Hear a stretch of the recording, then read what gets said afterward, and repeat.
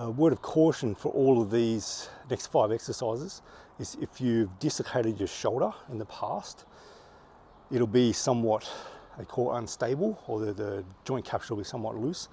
This position here is the position of dislocation. So jamming this further, or if I'm in the front and jamming this arm out this way, can make the shoulder pop out again, but especially when it's in this position. So if you've got a history of shoulder dislocations, dislocated more than 3 times, generally it needs surgery to stabilise. Don't push these exercises, and I would mostly say avoid them.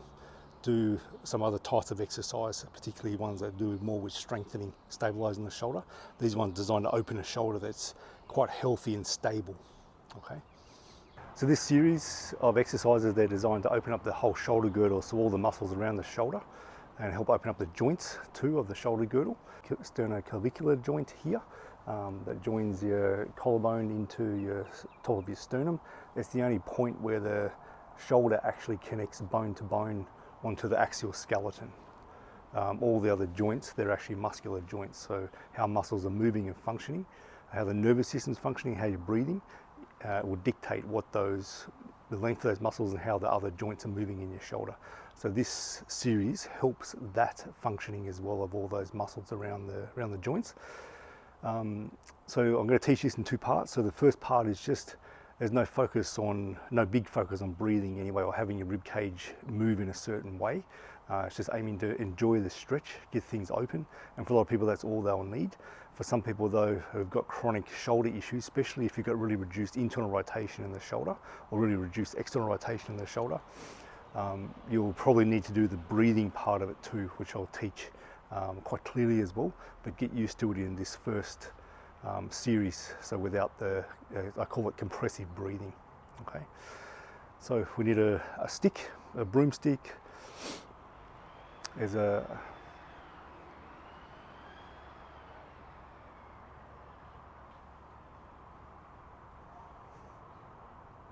So we just need a broomstick when we do this, and the first one, we're having palms down, and we're having the grip quite wide, so the more elastic we get, the more we bring the hands in a bit closer, so it'll make the stretch more, make it stronger. So I'm going over the top first, breathing in through the nose, and I can hang out here, or I can take it all the way down as well. Breathing out, breathing in through the nose, out through the mouth, but nothing special we're doing here. And if sometimes you feel like you want to breathe out as it comes over, that's fine as well. So there should be no pain at all, no pinching with this. It should be just a big stretch. And I've done a few reps, so I find I'm a bit more flexible already. So I just walk my fingers in closer to each other, about 1 centimetre or so. It's not much. Then I'll feel that stretch get a lot stronger. And for now, my legs are just staying straight. I'm aiming to relax into this. Whenever you do a warm-up, always aim to relax into the warm-up. It actually warms the body up faster, makes you more elastic. If you're stressed when you're doing a warm-up, the body doesn't open properly. And we're coming a little bit closer again.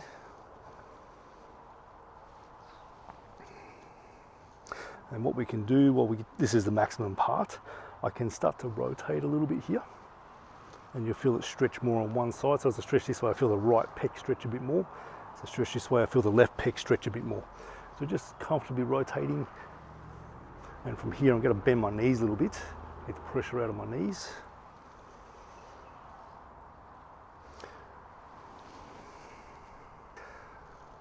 Do that again.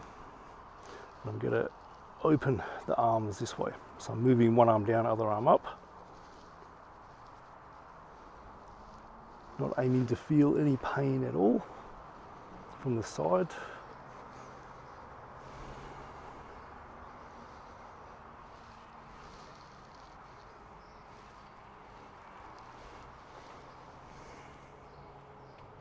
And from here, I turn my palms up, and this one's the opposite. So the palms are up for starters, but the more stronger I want to make this movement, the more I walk my hands outwards. So I start off reasonably close first, spin this so that I feel a stretch between my shoulder blades, but you'll feel it mainly here to start with. So it's not too much of a stretch for me. So what I need to do is open my fingers out a little bit more And then when I turn, I feel a stretch go through here. And from here, I'm going to keep the knees bent. I'm going to rotate both ways. So I'm letting the area between my shoulder blades, I'm letting that relax. So I haven't got my shoulders pinned, pulled back together. I let them round. So what that looks like is I'm letting that round through the spine this way.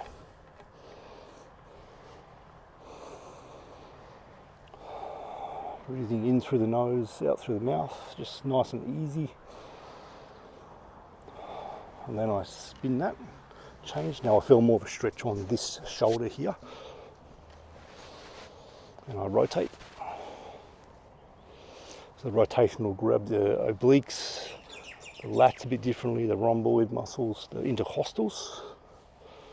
And it will pull across the whole, what's called the posterior capsule of the shoulder, which is all the muscles at the back of the shoulder. I'm going to make this wider, a lot wider.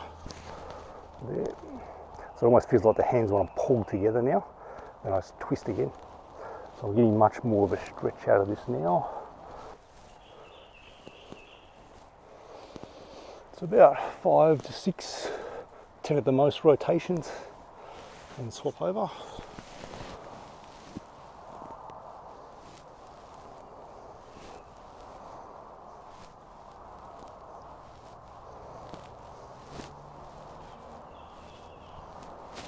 I'm making my hands a bit wider again. I'm going to pull my hands in together, like I'm pulling them inwards, so both hands are sliding in towards each other. And that's the way of PNF stretching the back of my shoulder, between the shoulder blades too. And I'm going to let this hands go out a bit further. And I'm going to pull my hands in together again. So that's a form of PNF, stretching.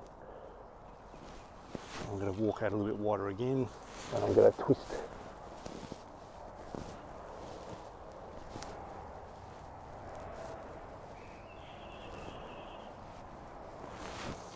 Bring the hands in a little bit, twist the other way, pull the hands together. So you feel all sorts of muscles being stretched open. I feel the rhomboids, levator scap, back of the shoulder. I'm going to open out, I'm going to have my hands a tiny bit wider again. Pull the arms together.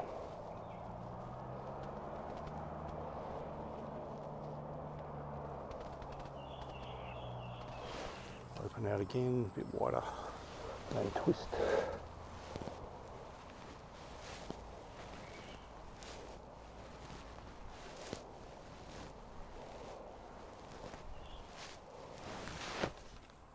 I'm going to repeat that routine again.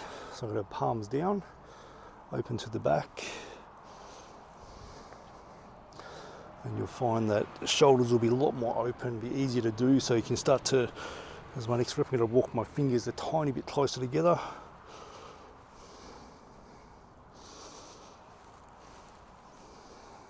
And I'm going to bring my palms up, wider grip. I'm going to twist again. About 5 or 6 twists.